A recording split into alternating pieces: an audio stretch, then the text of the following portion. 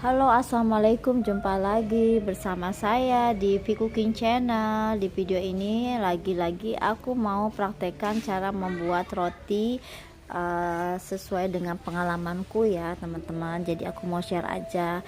Di video sebelumnya itu aku bikin roti tawar pandan yang dikukus juga, cuman bedanya nggak pakai metode spong dan juga tidak menggunakan bread improver. Hasilnya memang ada spong-spong ya, pori-porinya lebih besar dan tidak terlalu lembut banget, tidak. Tapi kalau yang ini aku pakai bread improver, juga pakai metode spong, sehingga hasilnya jauh lebih baik. Tapi kalau teman-teman nggak ada bread improver atau nggak pakai metode spong juga jadi aja sih, cuman perbedaannya itu agak lebih lembut seratnya. Seperti ini lembut banget dan rasa enak ya, relatif. Kalau rasa ya tergantung bahannya apa aja, tapi kalau dari tekstur kita mau teksturnya yang super lembut ya, super lembut. Dan ini hasilnya yang dikukus roti tawarnya tapi menggunakan bread improver sedikit dan juga pakai metode spong, dan hasilnya tuh mantep banget teman-teman ya. Seperti ini kurang lebih lembut ya, dan juga wah pokoknya puas banget dah. Ini pakai kuning telur ya. Nah ini tepungnya juga sama, aku pakai tepung sejuta umat, yaitu apalagi kalau bukan cakra kembar ya, aku pakai yang premium. Mau yang ekonomis bening plastiknya, mau yang cakra premium juga sama ya menurut saya. Tergantung dari metode dan teknik dan proses, yang penting itu ya teman-teman. Adapun tambahan-tambahan paling juga cuma bread improver doang, dan memang perlu didukung oleh metode juga ya. Cara teknik juga penting sih, bikin rotinya itu lebih bagus. Kulitnya ini juga lembut ya, ini pakai susu cair dan juga kuning telur, jadi bikin permukaan kulitnya itu mantep gitu. Dan juga aku membuat yang versi di oven. Nah kalau di oven itu warnanya juga lebih kecoklatan. Kalau ini yang dikukus pokoknya lembut banget, bisa teman-teman lihat ya tuh ya, serat-seratnya bagus. Kalau yang di oven seperti ini pasti kelihatan banget. Kalau roti yang di oven itu cenderung warnanya lebih kecoklatan ya, dan hasilnya jangan diragukan lagi, hasilnya itu juga lembut bagus ya, cantik, agak kecoklat-coklatan gitu ya. Ini yang isiannya seres semua, ini isiannya. Oke teman-teman, jadi dengan tepung yang kita bisa dapat di mana saja, toko mana saja juga kita udah bisa bikin roti yang bagus. Cuma bedanya di volume aja ya. Masing-masing merek tepung juga tergantung ya teman-teman, karena beda tepung beda hasil tentu saja. Mungkin ada tambahan tertentu di bahan bakunya itu. Alhasil ya whatever ya teman-teman, yang penting hasil rotinya tuh cantik bagus. Apa saja yang pertama kita lakukan dengan metode spong itu, aku tambahkan ini ya, ragi setengah sendok teh, tepung terigu cakra kembar aku pakai 5 sendok makan ya. Kalau ditakar mungkin kira-kira 50 gram ya, 50 gram tepung cakra, setengah sendok teh ragi instan. Kita aduk-aduk, airnya bisa 75 ml, paling banyak ya kurang lebih 100 ml ya, itu aja, atau 50 ml air juga bisa. Dan ini didiamkan di suhu ruang sampai banyak gelembung-gelembungnya. Jadi tergantung dari kualitas raginya ya. Kalau raginya masih baru cepet, tapi juga kondisi cuaca suhu ruangnya panas hangat itu ya mendukung lah, itu bisa agak cepat juga. Minimal ya paling sejam 2 jam udah bisa banyak gelembung-gelembungnya. Tapi kalau cuaca dingin mendung, apalagi sering hujan, cuaca dingin ya, di tempat yang dingin misalnya, itu makan waktu. Tapi teman-teman jangan khawatir, bisa juga ditaruh di dandang yang airnya itu anget-anget kuku, terus ditutup panci, itu pasti prosesnya akan cepat gitu ya, akan cepat menggelembung-gelembung. Jadi tandanya itu banyak gelembungnya, berarti itu udah bagus, udah raginya udah bekerja. Dan yang teknik kedua, yaitu cara kedua itu aku pakai 2 kuning telur dengan susu cairnya 175 ml. Ini aku belajar dari pengalaman dan cari-cari ya, coba-coba teknik-teknik, belajar-belajar sama teman-teman aku juga masih belajar. Jadi aku banyak berguru-guru juga dari banyak sumber lah ya, dan juga pelajari berbagai macam jenis tepung juga, praktekin berbagai macam jenis tepung juga. Jadi memang harus banyak belajar ya teman-teman. Dan ini pakai gula pasir ya, aku pakai gula pasir 3 sendok makan. Nah, gula pasirnya aku larutkan dengan susu cair dan kuning telur. Kalau teman-teman pakai gula halus juga boleh, langsung aja dicampur ke tepung terigunya. Dan kalau bisa ya pakai gula pasir itu teman-teman larutkan dulu dengan susu cair. Kalau nggak dilarutkan nanti agak ya nggak apa-apa sih, cuman lebih bagus aja kalau gula pasirnya itu dilarutkan. Untuk tepung terigunya ini aku pakai 200 gram total semua dengan tepung biang itu jadi 250 gram ya. 50 gram tepung buat biang, 200 gram tepung yang buat adonan rotinya. Jadi ini sudah aku kasih 1 sendok teh ragi, total raginya 1,5 sendok teh ya, setengah sendok teh untuk biang dan 1 sendok teh untuk adonan rotinya. Dan juga seperti ini hasil dari biang itu, kalau sudah banyak gelembungnya dan dia berserat ya kayak gini, berarti itu udah cukup, udah bagus. Ini kita aduk-aduk, ngadoninya juga agak berat, nggak apa-apa ya emang kayak gini. Kalau teman-teman punya mixer yang spiral itu boleh ya, untuk roti boleh, bagus pakai mixer atau pakai mesin. Aku nggak punya, rusak, jadi mixernya pun ada jadul gitu ya, jadi ya udah aku pakai tangan aja. Dan ini kita tambahkan garam dan butter atau mentega sebanyak 3 sendok makan. Oke teman-teman, nah ini langsung aja kita campurkan. Aku pakai butter Holman ya, sebanyak kurang lebih 3 sendok makan, dan kita aduk ya seperti biasa. Kalau masih lengket-lengket, teman-teman bisa tambahkan minyak goreng sedikit aja 1 sendok makan, atau tepung terigu 1 sendok makan. Dirasa masih lengket juga ya, tambahkan aja lagi tepung terigu 1 sendok makan ceper ya, paling butuh 2 sendok makan lagi aja gitu ya, kurang lebih. Tapi kalau sudah kalis nggak usah ditambahkan. Nah ini langsung aja kita aduk-aduk terus, uleni sampai kurang lebih 10 menit lah ya. Ya nggak sampai 10 menit kalau udah kalis banget, udah mulur, karena kalau pakai spong itu cepat mulur ya adonannya, jadi mengurangi waktu pengulenan juga. Kalau sepengalaman saya begitu, dengan metode spong itu jadi mempersingkat waktu ulen teman-teman. Dan ini sudah lumayan kalis ya teman-teman, sudah mulur, tidak ada adonan yang nempel lagi di baskom, berarti udah oke. Dan kita jeber-jeberin, kita lihat ya, kita cek apakah dia udah tipis banget adonannya. Kalau udah berarti dia udah bagus ya teman-teman, udah tinggal kita proofing. Untuk proofingnya itu aku pakai cara, jadi si panci yang udah kita taruh air ya, airnya itu nggak panas banget, nggak dingin, jadi airnya itu hangat-hangat kuku.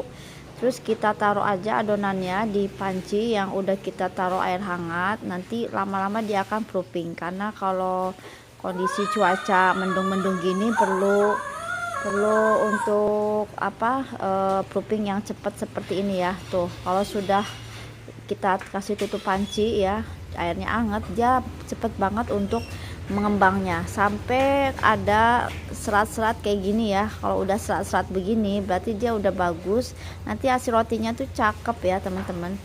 Nah barulah kita bisa bentuk sesuai dengan selera.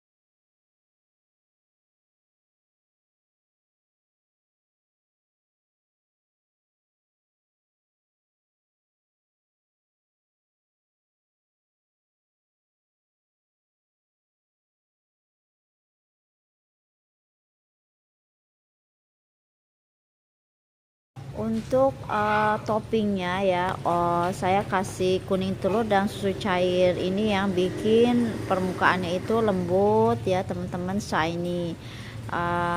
Dan ini kita kasih susu cair biar lembut ya. Kita uleni, kita kasih susu cair ya biar lembut permukaannya, dan juga kuning telur ya biar bagus. Dan ini hasilnya setelah dipanggang. Kita kasih margarin biar apa, biar lebih mengkilau aja ya. Kalau mau lebih mengkilau lagi teman-teman bisa pakai apa namanya, susu evaporase ya sebelum dipanggang. Dan ini juga enggak dikasih evaporase, cuma dikasih margarin aja udah bikin glowing ya teman-teman. Ini yang dipanggang. Dan kalau yang dikukus sudah tidak perlu lagi dikasih margarin ya teman-teman, karena kalau dipanggang itu kan ada kecoklatan. Dan supaya lebih glowing kecoklatannya itu kita kasih margarin selagi panas ya. Ini udah leleh-leleh, ini rotinya panas, kita sudah agak dingin langsung aja dikeluarkan. Wow, kayak gini penampakannya teman-teman, lembut, enak pastinya ya. Apa namanya, bagus hasilnya. Oke, seperti ini kurang lebih, dan mengkilau ya kalau pakai margarin selagi panas. Jadi rotinya itu mantap. Ini bisa untuk bekal sekolah, bisa untuk ya sekedar teman ngopi dan ngeteh. Satu lagi yang tawar ini aku pakai kukus ya teman-teman, tuh sudah bagus ya. Pas kalau pakai cakra itu sesuai dengan ukuran loyangnya teman-teman, volumenya itu kayak gini lah kalau rata-rata yang sering saya bikin kalau pakai cakra. Tapi kalau pakai tepung merek lain juga beda ya, beda lagi apa namanya, mungkin bahan bakunya ada yang berbeda sedikit sehingga setiap tepung berbeda-beda. Tapi udah lumayan juga sih ini ya teman-teman, udah pas gitu. Jadi ya lumayan lah ya, bisa bikin sendiri di rumah. Kalau pakai metode atau teknik apa nih, kukus itu rotinya seperti ini ya, warnanya lebih cerah. Tapi kalau yang oven mesti ada kecoklatan. Kalau aku sih cenderung yang oven ya, tapi tergantung selera aja. Oke teman-teman, semoga bermanfaat. Sampai jumpa lagi.